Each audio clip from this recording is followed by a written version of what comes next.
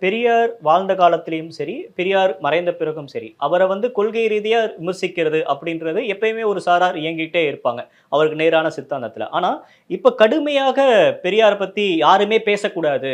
பெரியார் வந்து ஒரு எப்படி ஒரு கல்ட் அவரு. அப்படி அவர் யாரும் விமர்சிக்க கூடாது. அப்படின்ற மாதிரி ஒரு ஸ்டாண்டுக்கு போறாங்கல்ல சார். இது சரின்னு நினைக்கிறீங்களா?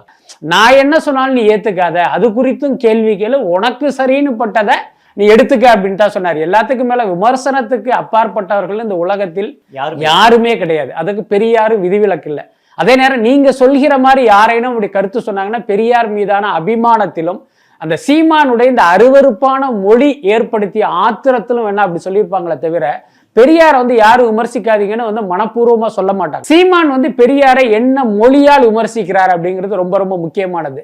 இந்த மொழி தான் பல பேரை வந்து எரிச்சலுக்குள்ளாக்கி இருக்கு. அதனுடைய வெளிப்பாடாக தான் நம்ம அதை எடுத்துக்கணும். மற்றபடி பெரியாரும் விமர்சனத்துக்கு உட்பட்டவர் தான். ஆனா என்ன துரதிர்ஷ்டம் அப்படின்னா, இப்படி உட்பட்டவர் என்று சொல்லும் போது சீமான் போன்ற பிறவிகளும் பெரியாரை விமர்சிக்கிறாங்களே அப்படிங்கிற ஒரு பெரிய வருத்தம் நமக்கெல்லாம் இருக்கு.